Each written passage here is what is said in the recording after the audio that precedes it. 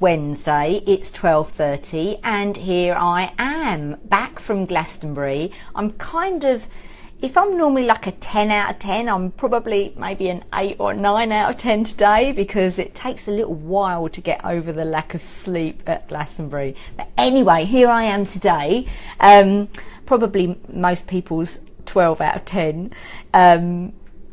So what I'm focusing on today is about getting sidetracked from sales activity. And that's really easy to do when sales activity isn't your favourite thing to do. So you started your business because you love what you do and you love doing that thing, whatever that thing is. And sales often is thought of as a bit of an interference to that thing that you really love to do. But without doing the sales activity, you can't do a lot of that thing that you really love to do. So it's absolutely essential and a cornerstone of your business. So in this Facebook Live, I am going to share how I make sure I get the important things done that I need to get done in my week and in each and every day, so that I can keep those sales coming in, so that I can do the stuff that I really love to do, which is to help people to grow more sales in their business, or help sales teams to be more mindful about sales and to get a really much more effective mindset. So I love doing that bit and I love speaking, but unless I do the sales activity, I can't do those things. So this is what I do every week to keep myself on track. Now I use a journal, but you don't have to use a journal. I just quite like the idea of writing in a journal. And on a Sunday night, you don't have to do it on a Sunday night, but for me it really works. On a Sunday night, I plan out my week, my Monday right the way through to Sunday. Now Saturday and Sunday, there might be personal things that I want to get done, but the Monday to Friday are most definitely, what do I want to get done in my business that will move my business forward? And that always has to include sales activity. I call it IPA, income producing activity, and if you want to know more about income producing activity, I've done a Facebook Live, so just look in the back catalogue of videos in this group.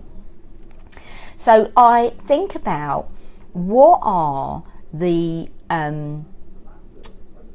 really important income producing activities. So these are my FBI's Fastest Business Impact, which is also in the same Facebook Live. And I pick the top 3 things that I absolutely must get done each day by the end of the week. So first of all, you have to know what things you want to achieve. So it's about setting yourself some goals or targets, whatever word resonates with you most.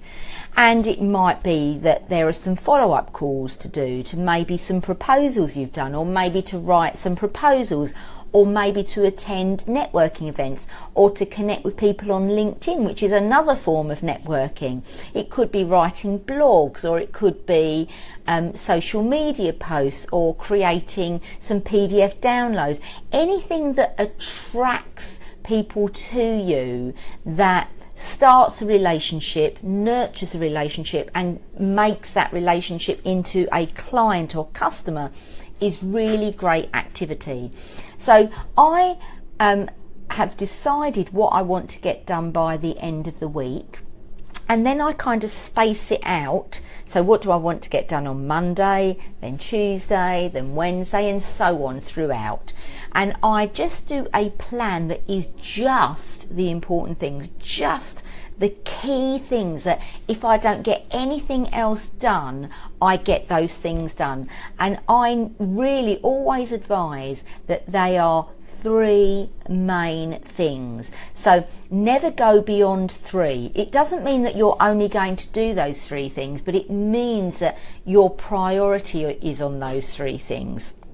So it might be on the Monday, for example, I might want to write a proposal. I want to make some follow-up calls to some outstanding proposals, and it might be that I want to plan what I'm going to say at a speaking event. So that will be my Monday. Then on Tuesday, I'll pick 3 things for Tuesday, and so on.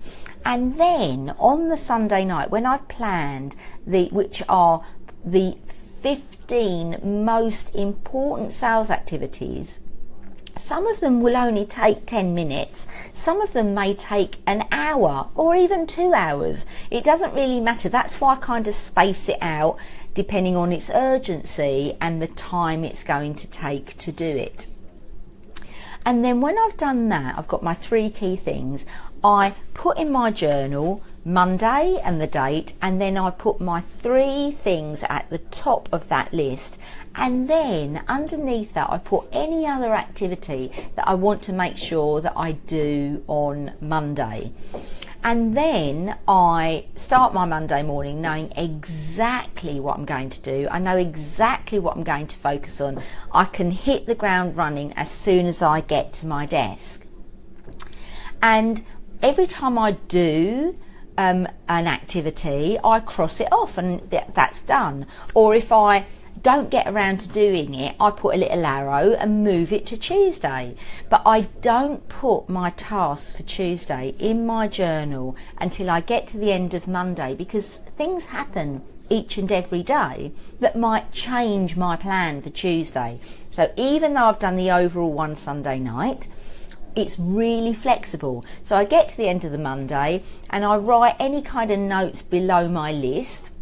If I've had any telephone calls, I write all the information about the calls in my journal, so that I've got everything pertaining to that day actually in that space for that day. And then when it gets to the end of Monday, I sit down and I write all the activities that I want to do on Tuesday, and I go back to my weekly plan and see what the 3 priorities are, put them at the top, and then I write down anything else that I want to get done on the Tuesday. So the next morning I come in and I can hit the ground running again. So as you can see, it is the simplest, absolutely easiest thing that you can do.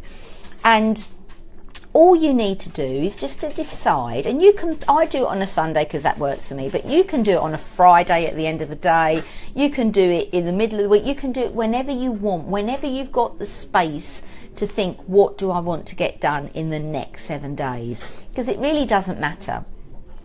But once you've decided that, think about your targets for the end of the week, break it down into the 3 priorities for each day, so that you're not trying to get too much done at the beginning of the week. You actually plan it out so that you've only got 3 things, so that if you only get those 3 things done, your business and your sales are still moving forward. And then at the end of each day, you plan the next day. It literally takes me on a Sunday maybe 20 minutes, and then at the end of each day it takes me maybe 5 minutes at the most. So there's how I do it. You can do it in a journal if you want to, you can do it on your laptop. It really is up to you. Choose something that makes it easy for you, because if I've got my journal, I carry it around with me everywhere. I can add things to it as I go along. I can put little reminders in there, even write on little post-its and stick post-its to the front on the inside cover to remind me to put things in for later.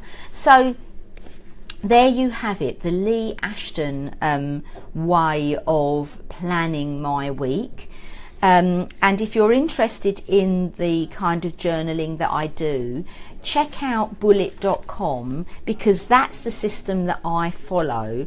And honestly, I've been doing it I started it at the back end of last year, and even though I've always been quite organised, it's transformed the way that I put things, or the way that I plan things. And also, I don't give myself a hard time if I didn't do it that day. If things happen, because I've just put it in for the next day. So check out bullet.com. There's a great video that I watched. I hope it's still there. It was about 4 minutes long when I first saw it and thought, wow, this is amazing. Check it out, and if you like it, then there you have it. Anyway, have a great rest of the day. Hope that was useful for you, and a great rest of the week. And I will see you here next week at 12:30. Bye for now.